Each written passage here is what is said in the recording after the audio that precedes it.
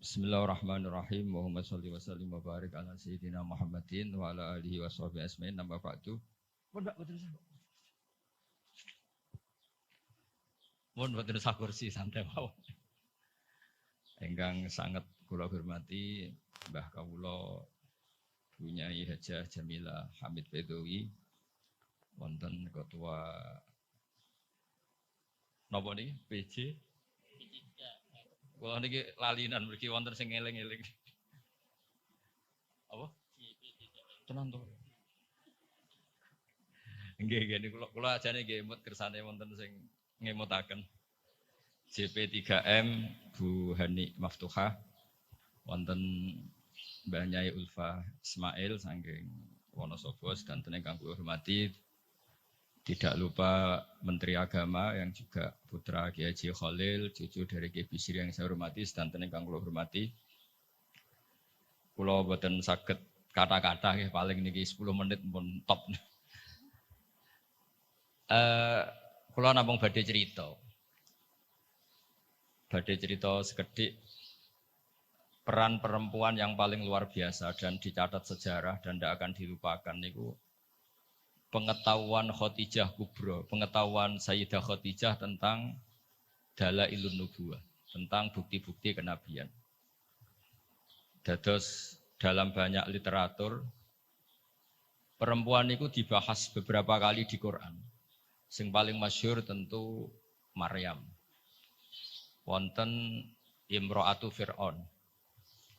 Nak sing diceritakno beling padahal bojone saleh niku nggih Imro'atu Nuh dan Imro'atu Lut. Tapi niku mboten usah diceritakno, mergo niku sing perempuan gagal niku. Terus tapi kalau badhe cerita sekedhik Sayyidah Khadijah niku garwane Rasulullah sallallahu alaihi wasallam. Beliau itu sudah baca buku banyak. Di antara yang dibaca niku referensi sing di dokumen pamannya, namanya Warokoh bin Naufal.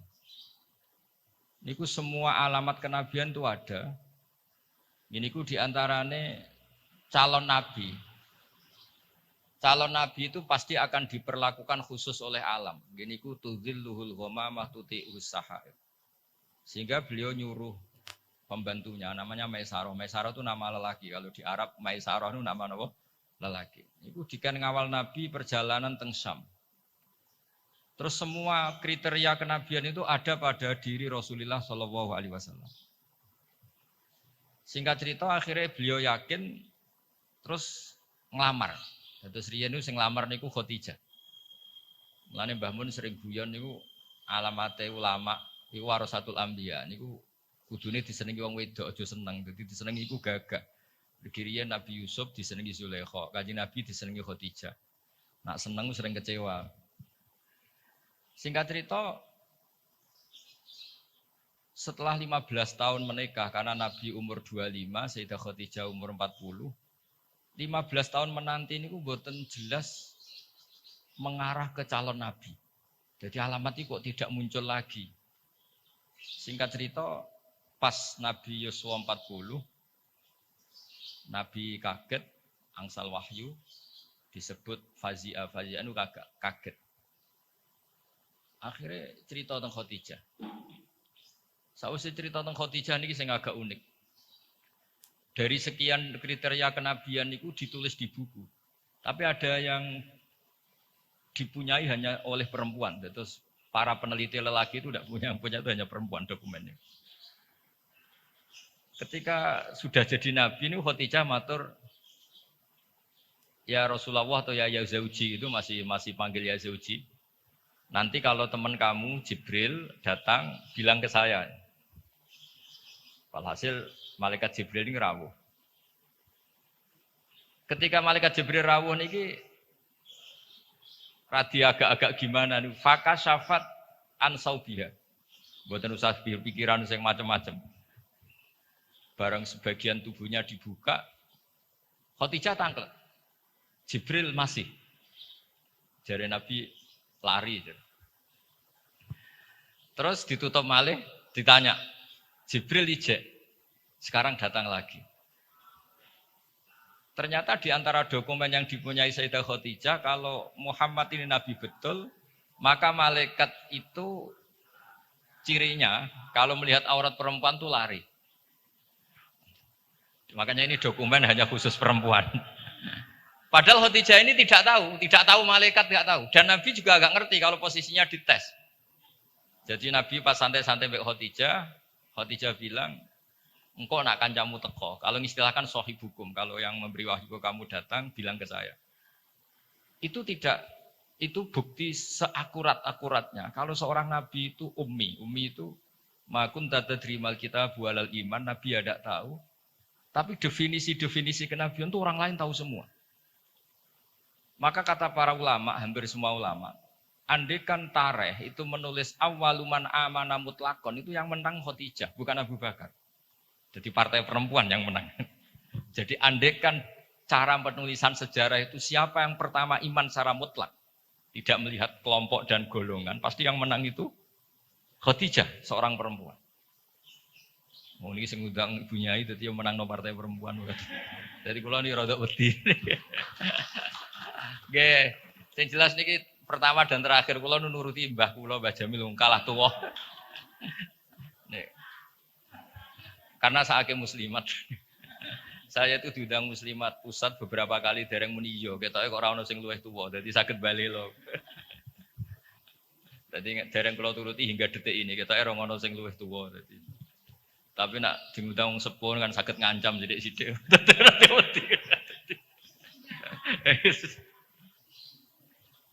Kalau sederenge diundang temu mriki ini diundang muslimat beberapa kali, tapi kalau dereng muni yo ketoke kok kata sing nom dadi. Nggih mbah mun dereng sepuh, Mbah Jamil buyut mek kula boten mbah, cuma kok bahasa buyut boten pati lazim dadi wong niku dulure buyut kula boten mbah malih pun buyut. Kula tak cerita. Jadi awaluman amana mutlakon itu harusnya Khadijah. Karena pertama yang diceritani kalau seorang nabi adalah Muhammad, bahkan sebelum nikah. Niku piyambake nikahi Kanjeng Nabi berdasar itu calon nabi karena beliau lama sekali belajar mbek Waraqah bin Naufal. Nah ini yang bunyai-bunyai juga harus tetap membaca. Karena ini temanya tafaqquh fiddin. Jadi membaca itu penting sekali. Sampai pengetahuan Khadijah itu pengetahuannya itu melampaui batas umurnya. Beliau menikahi Kanjeng Nabi berdasar referensi itu. Ketika yakin kalau Nabi adalah seorang Nabi, punya cara sendiri. Sehingga terus kata ulama, ketoke kok ora sopan wong wedok kok nomor 1, terus ditareh itu diistilahkan awaluman amana minar rijal Abu Bakar, wa minan nisa Khadijah, wa minas sibyan Ali, wa minal mawali Zaid bin Harisah. Niku empun bahasa yang dipoles dengan kesopanan karena ketoke wong wedok kok nomor 1 kurang etis, terus partai minar rijal Abu Bakar, minan nisa Khadijah, minas sibyan itu Ali, minal mawali itu Zaid bin Harisah. Tapi andekan sejarah itu ditulis tanpa melihat golongan, tidak pakai kelompok lelaki, kelompok perempuan, kelompok anak-anak, pasti yang menang itu Khadijah. Jadi ini keunggulan perempuan. Tapi ada sisi lain yang mungkin ibu-ibu gak siap. Tafaqquh fiddin itu, Nabi itu istrinya banyak. Makanya benar Gus Yasin tadi, kalau tanya tugasnya punya ya apa? Yang proteksi suaminya kayak gitu. Saya pernah baca di kitab Fathul Bari, kenapa Nabi itu istrinya banyak. Itu diantaranya itu karena perempuan tuh orang paling nekat menceritakan jeleknya suami. Jadi kalau Nabi itu istrinya banyak, kalau beliau tidak soleh betul, pasti konangan. Karena perempuan pasti gak canggung-canggung menceritakan jeleknya suami. Nah ternyata dari sekian yang pernah dinikahi Nabi, semuanya solihah, semuanya kenangannya baik. Jadi ra ono sing cerita Nabi nak bengi turu ngorok niku mboten nanti. Aisyah yang paling cantik niku sering ngetes Nabi tidur di depannya. Ini Aisyah bukan Saudah, Aisyah. Niku ya Nabi tetap asik sholat. Padahal Aisyah itu istri paling cantik. Ketika Aisyah mengganggu tidur di depannya Nabi malah ngendikan dari ini ata'abbadu li rabbi, aku mbarno tak sholat. Sampai Sayyidah Aisyah ketika putus asa ngendikan fa'uqaddimu hawahu ala hawaya. Saya mengalahkan selera saya, mendahulukan selera beliau yang ingin sholat. Begitu juga Zainab, cantik. Itu ya punya wiridan-wiridan dari Nabi. Maimunah juga gitu. Lah itu andekan Nabi itu figur yang hanya soleh di luar, di dalam tidak soleh, pasti ini bocor. Siapa bisa nandingi perempuan? Pasti bocor. Tapi ternyata enggak. Makanya kata Ibnu Hajar al Asqalani dalam kitab Fathul Bari itu, adallu dalilin ala nubuwati Rasulillah Muhammad sallallahu alaihi wasallam adalah cerita para istrinya. Padahal mereka banyak, artinya banyak itu ya cemburu, ya macam-macam. Harusnya karena cemburu ini kan terus ceritanya ngawur. Ternyata enggak juga. Itu betapa solehnya Nabi sallallahu alaihi wasallam. Sampai dungo-dungo sing kados mara kuburan, iku ya baru kayak cemburu. Terus Nabi wae teng Sayyidah Aisyah terus keluar. Pikiran Aisyah, oh pasti ke istri yang lain, ditututi. Terus jenengan gak ada mata-mata ya ono sanate.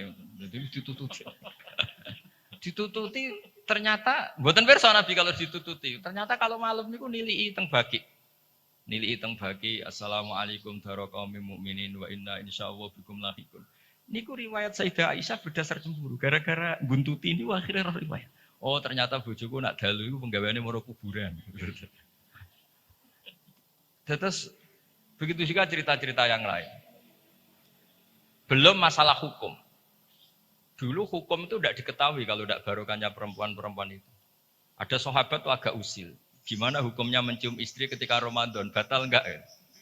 Sing ditakoki adalah jenis-jenis yang kayak Nabi itu ya kita serah nopo wis cara ngempet iku kuat lah. Tanya Maimunah, apalagi Saudah. Kata Maimunah, kalau ke saya kayaknya enggak. Yang potensi ya itu tanya ke Aisyah.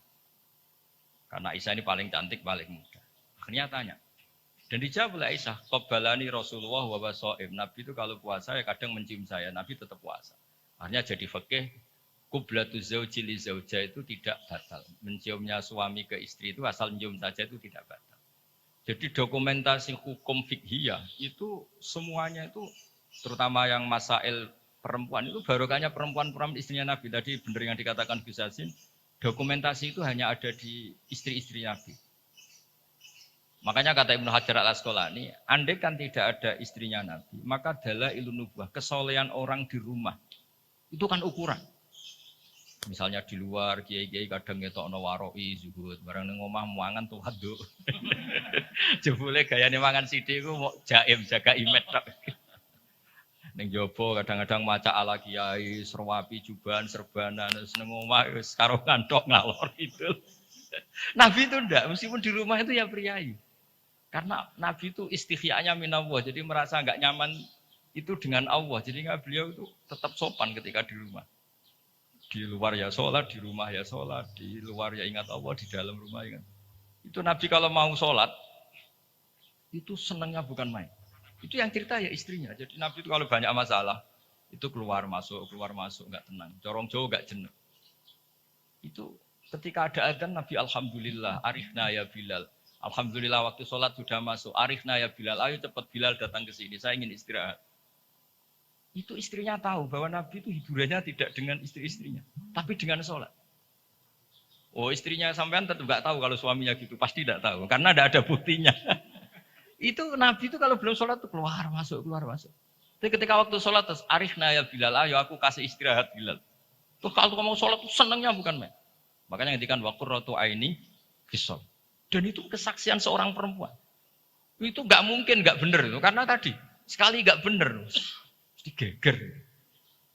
Corong Jawa dikeranyam kira-kira gitu. Jadi ini cerita-cerita unik yang mungkin harus dikaji ya, karena ini disebut tafaqquh fiddin.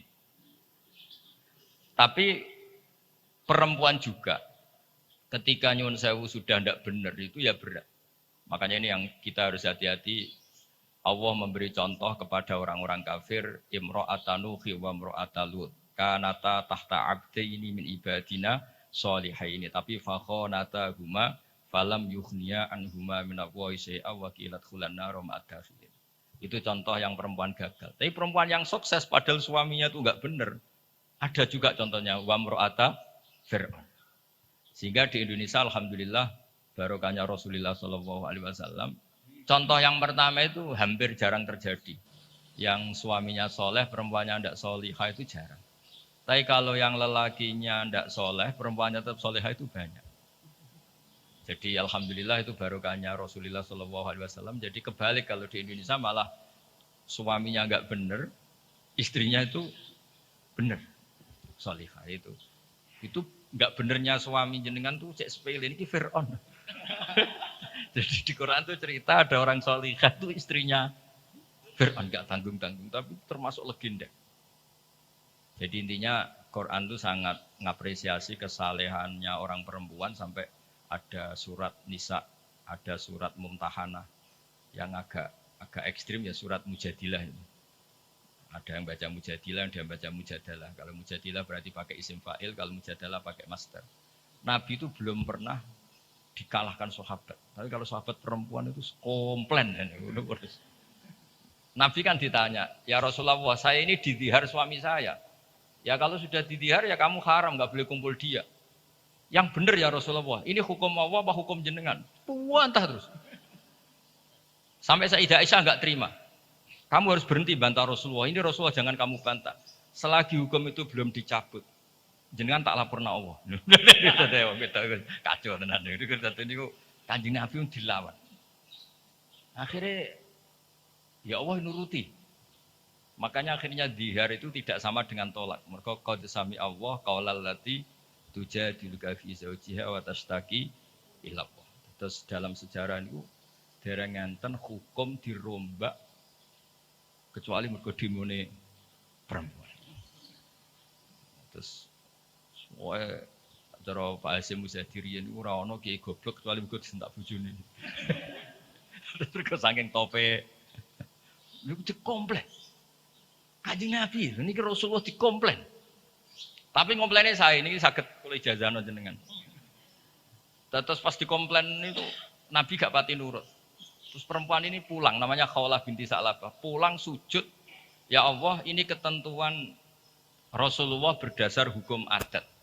Beliau juga enggak ngakui kalau itu dari hukum Allah. Memang Nabi itu ada beberapa hukum yang Nabi sendiri kalau ditanya, ada hukum fikih yang memang minallah, ini enggak bisa diotak-atik.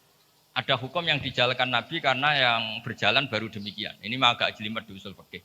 Yang enggak menekuni, saya mohon ini tidak jadi fitnah, memang seperti itu. Jadi misalnya ada hukum-hukum yang kata dalam Islam itu kebaikan jahiliyah akan diteruskan dalam Islam dan keburukan jahiliyah akan dihentikan. Jadi kalau hukum jahiliyah itu bagus ya diteruskan. Makanya nikahul jahiliyah itu tidak ada yang dibatalkan oleh apa? Islam. Misalnya dua pasangan. Itu semua nikah kan zaman apa? Jahiliyah. Karena nikah itu bagus, ya Islam tidak perlu mentajdid lagi, memperbarui lagi. Nah, dihar itu zaman jahiliyah dianggap pantangan. Karena itu dianggap bagus, ya Islam menetapkan dihar itu mirip tolak. Gitu. Tapi yang ini dikomplain sama Khawlah. Komplainnya enggak tanggung-tanggung. Dia ke kamar, sholat sebanyak-banyaknya. Protes hukum ini, ya Allah tolong dibatalkan. Ini gara-gara kayak perhitungan ini, kayak bujune ini ganteng sugih. Nah, jadi soal hasil kakean perhitungan ini. Tapi gak tanggung-tanggung, maturi langsung mbek pengiran watastaki ilah. Terus wa yasma'u tahawurakuma. Jadi Nabi itu debat. Nabi mboten nate ditamu lanang debat. Wong wedok nate. Jadi nek ana kiai kalah mbek bojo meneh tek kiai Kanjeng Nabi pun dilawan. Makanya itu masyhur cerita itu di surat Mujadilah atau Mujadalah. Jadi qaulal lati tujadiluka. Jadi kalau pakai isim fa'il fa huwa mujadilun berhubung muannas fa hiya mujadilatun. Masdarnya mujadalah. Ketika Umar radhiyallahu anhu jadi khalifah, ini Khawlah ini datang di tengah perjalanan yang panas dihentikan Umar. Itu diomongi kira-kira jam 11 sampai setengah 3 meh dhuwur iku entek. Sampai Umar pamit, "Mbah niki kula badhe nduriyin. Wektune badhe telas." Pengawal Umar enggak terima, "Engkau Amiril Mukminin, kenapa berhenti karena orang tua ini?" Terus ke atas Sayyidina Umar, "Atadrimanil ajus, kamu tahu orang tua ini siapa? Ini Khawlah binti Sa'labah. Sami'aha Allah min fawqi sab'i samawat." Ini orang yang ketika protes didengar Allah dari langit 7. Ayasma'uha Allah wa la yasma'uha Umar. Allah aja mau mendengar, masa Umar tidak mau? Andai kan tidak ada sholat duhur, saya akan dengar sampai dia capek. Jadi sunahnya kiai kalau istrinya ngomel tolong didengar sampai capek. karena ijazahnya seperti itu. Tapi syarat perempuannya harus berkualitas kayak Khawlah binti Sa'labah. Jadi kalau protes itu pertama sujud dulu di kamar sampai Allah mendengar. Terus ini cerita-cerita perempuan. Jadi keliru lah kalau Islam kadang dituduh sebagai agama yang meminggirkan perempuan, itu keliru sekali. Karena di Quran saja ada surat Nisa, nggak ada surat Rijal. Ada surat Mumtahanah, ada yang baca Mumtahinah juga. Ada syarat Mujadilah atau Mujadalah. Ini surat-surat jelas bintangnya ini perempuan. Ya, tapi kadang-kadang yang mau coba wa mur'atuhu hammalatal hatab fi jidiyalah itu yang orang-orang gagal ini. Yang itu itu yang apes itu yang cerita-cerita itu. Tapi kalau matur nuwun sangat memang yang terakhir kalau pesan tadi ibu itu madrasah pertama. Sehingga saya sendiri bisa gini dia barokahnya ibu. Semua orang lah punya di daerah kami apalagi di daerah Bunyai ini ada Mbak Jamil, ada semuanya lah. Ada Ning Ulfa, kenangan kita ngaji ya sama ibu, pasti mulai kecil tuh sama ibu. Anak saya bisa baca Quran tuh ya karena istri saya, karena wong lanang bener Gus Yasin tadi. Fasul Masail jelimet-jelimet, anak irung salib batak ra diulang. Jadi Fasul Masail gimana hukumnya sholat di Amerika? Puasa di Amerika yang siangnya kadang 19 jam. Gimana hukumnya sholat di bulan? Terus kiblatnya gimana? Apa mengkurep apa gimana? Wah, anak era sama Quran di Barno. Nah ibunya kan ngomel. Bar maghrib didusi dicemplung terus pokoke nang adus nang diulang ngaji. Akhirnya sama Quran. Jadi walhasil itu makanya Imam Syafi'i ngendikan al-madrasatul ula. Yang dikatakan madrasah pertama adalah seorang apa? Ibu. Makanya rata-rata anak Indonesia itu benci bapaknya, itu juga didikan ibunya pasti. Jadi maka resikonya mau ngerasani bapaknya kok ambek anaknya. Nah, itu yang madrasah agak bener kalau ini yang enggak bener. Tapi saya pastikan semua putra kiai yang bisa baca Quran itu udah ada yang barokahnya bapak, mesti barokahnya itu. Niki Mbah Jamil sering cerita kula niku, pokoke anakku iso mondok Mekah Madinah baru kaya tak ulang. Mergo nek abahe gampang nyepuro. Wong lanang iku mesti kula niku ngoten dilapori anak ra sekolah nih santai jenenge wong lanang. Kan sepurane gede mbok dableke gede ra jelas wae wong lanang niku kan kemungkinane atine gede utawa dableke gede. Tapi nek ibu-ibu kan wis ngomel. Dolanan diwamuk didusi kon ngaji. Nah, wong lanang ora anak dolanan sowan nang wasi, bal-balan wasi gitu. Sore surup mulai klambi dicoplok rusuh ya asik. Wong ibu-ibu kan ndak bisa. Cara cah cilik anut bapak iku goblok kabeh aku yakin. Goblok kabeh. Tapi nggih ngoten misalnya anut ibuke nggih cerewet kabeh lan iki semua tengah-tengah. Tapi yang jelas Quran itu fair ya. Jadi cerita Imro'atan Nuh wa Imro'atan Lut. Tapi juga cerita Imro'atu Fir'aun. Artinya perempuan itu punya sejarah diasuh orang soleh nyuwun sewu gagal meskipun itu jumlahnya tidak banyak. Tapi juga punya sejarah diasuh orang enggak benar jadi perempuan yang luar biasa. Makanya kalau suwun tafaqquh fid din utamanya ya mengkaji Quran lah. Karena Quran itu lengkap-lengkapnya kitab belum ada kitab suci mulai Zabur, Taurat, Injil selengkap apa? Al-Quran. Jadi kita tidak perlu berpikir kitab suci yang lain karena kita tidak tahu itu muharraf apa enggak.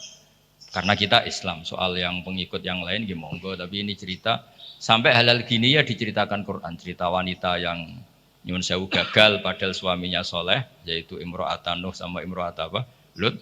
Tapi juga cerita perempuan tangguh padahal suaminya ini enggak soleh. Bahkan enggak soleh kelas atas Fir'aun. Mboten trimo togel, mboten trimo dadu, mboten trimo narkoba niki ngaku pangeran. Niki sinten? Fir'aun. Ewa semono niku nggih bojo salihah.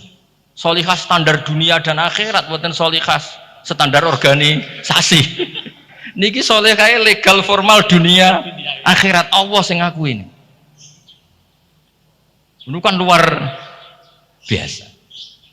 Terus yang terakhir kalau cerita kersane untuk barokah Asma binti Abi Bakar. Niku Nabi mau hijrah, andai kan nggak ngelibatkan perempuan itu tidak bisa. Karena Nabi ini hijrah itu kan sembunyi-sembunyi. Beliau itu sebagai manusia itu butuh makanan. Kalau dikirimkan lelaki itu dicurigai. Niku Asma pura-pura corong Jawa itu angon unta, yang unta niki mpun perah ya, jenis yang susunya banyak karena di Arab itu Onta itu otomatis juga sumber minuman bergizi. Niku pura-pura angon. Ternyata angonnya itu di kawasan yang dipakai sembunyi Kanjeng Nabi dan siapa? Abu Bakar. Dan jenenge wong wedok bener Gus Yasin tadi. Iku abah mangan ta ora, Kanjeng Nabi mangan ta ora. Dadi yo nggawa bekal, digawono daharan, digawono roti macam-macam. Terakhir badhe hijrah ketika bekal ini enggak bisa dibawa Nabi dan Abu Bakar, akhirnya dia ini kepikiran, ini bisanya dibawa unta kalau ditali, dicancang di tali, diikat. Akhirnya Asma niki beliau punya sabuk ya, sabuk dari kain, ikat pinggang dari kain terus disobek jadi dua, yang satu dipakai apa? Mengikat daharane Nabi teng unta supaya nanti jadi bekal di jalan. Makanya Asma punya gelar Dzatin Nitaqon, kadang disebut Dzatin Nitaq, perempuan yang bersejarah dalam hijrahnya Rasulullah Shallallahu Alaihi Wasallam. Itu luar biasa. Jadi Nabi di gua sembunyi itu yang nganterin makanan tuh Asma, karena nggak dicurigai karena dia perempuan. Soro pikiran orang Arab, orang wedok bisa apa? Itu perempuan bisa apa? Ternyata yang ngatur makanan, ngatur perjalanan hijrah termasuk bekal ini semuanya Asma binti sinten Abi Bakar. Jadi tafakuh fiddin, saya mohon punya ibunya itu Pak Yainya juga cerita lah heroiknya perempuan-perempuan yang luar biasa. Cerita heroik tapi yang ikhlas, jangan cerita heroik ben sing wedok heroik terus sing lanang kongkang-kongkang rokokan. Kadang-kadang kiai nggih ngoten, ngerbunya ini sergem mulang kiai ini biasanya menjagokan ya berkebunnya. Makanya di Indonesia banyak pondok yang pondok putrinya hidup, pondok cowoknya enggak hidup karena kiainya santai, punya ini sing waras. Jadi ribet aja. Jadi memang wong lanang itu gitu. Kalau sing wedok tenanan, sing lanang itu sing santai. Jadi memang hidup itu tidak pernah sempurna, tapi bagus lah. Gak sempurna itu ya bagus karena jadi tawadhu. Terus, walhasil kalau cerita betapa perempuan itu dihormati di Quran. Dan itu detail. Allah kalau cerita perempuan itu detail. Mulai ceritanya tadi detail sekali. Makanya kalau belajar Musnad Ahmad itu diantaranya ada cerita Nisaul Ansor. Jadi ada beberapa juz yang memang hanya cerita tentang perempuan. Mulai komplainnya, misalnya rijalul la tulhim tijarah, itu komplain. Ya Rasulullah, dosanya perempuan apa? Kenapa tidak pernah didiskusikan oleh Quran? Quran itu fihi rijalu yuhibbuna yatatahharu. Akhirnya dia dituruti mbek pangeran ana innal muslimina wal muslimat wal mu'minina. Itu komplain. Kalau nggak masuk itu ya komplain mulai dulu. Jadi segawannya komplain. Makanya Pak Kiai harus siap. Kalau tidak komplain namanya nggak perempuan. Mulai dulu itu Allah saja dikomplain, ini apa dosa perempuan udah didiskusikan itu. Komplain. Wis pokoke ngoten niku ya diceritakno mbek Quran. Tapi kata Ibnu Hajar Al Asqalani dalam kitab Fathul Bari tadi, adallu dalilin ala nubuwati Rasulillah sallallahu alaihi wasallam adalah cerita semua istrinya. Biasanya maru itu kan enggak cerita baik, dorroh itu orang kalau nikah banyak, itu biasanya kan ceritanya semrawut. Tapi Nabi itu karena di rumah benar-benar soleh, hiburannya itu sholat, hiburannya itu religius. Istrinya Nabi itu nggak bisa berbuat apa-apa. Ya memang bersaksi kalau beliau itu seorang Nabi. Itu kalau Aisyah cerita, Nabi kalau dengar adzan tuh senengnya bukan main. Sampai bilang ini waktu istirahat saya. Kalau malam itu istilahkan gitu. Dari ini ata'abbadu li rabbi, aku barno, aku tak sholat.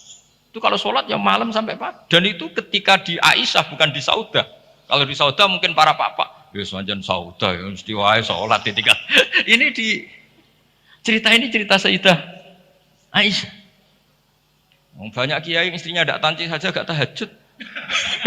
Lah iku nak bojone ayu malah ora tau tahajud kan. Ini Sayyidah siapa? Aisyah. Zainab juga gitu.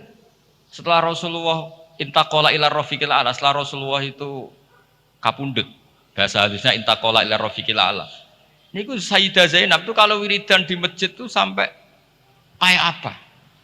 Alasannya ya kenangannya sama Nabi.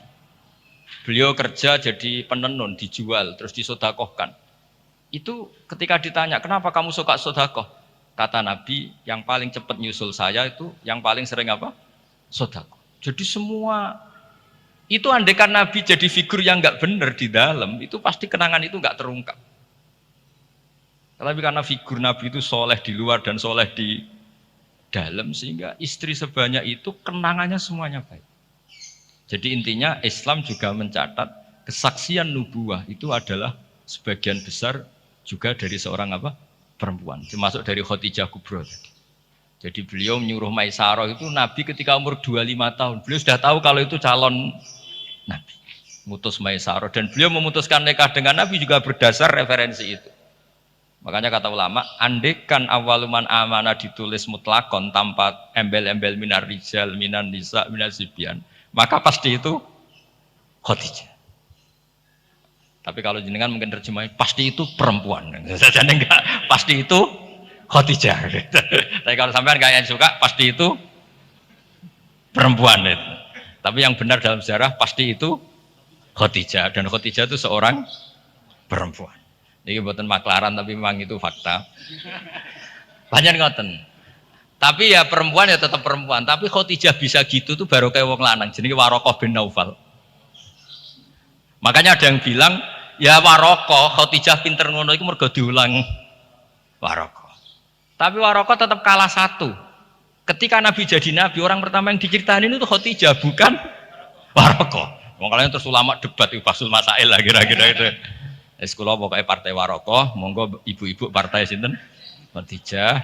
Tapi yang didokumentasi secara akhlak kita sebenarnya sopan kabeh disebut awaluman amanah minar rijal Abu Bakar wa minan nisa Khadijah wa minas sibyan Ali wa minal mawali Zaid bin Harisa, supaya semuanya awal. Kayak model sekarang lah, kayak ketua NU itu kan tidak ada wakil.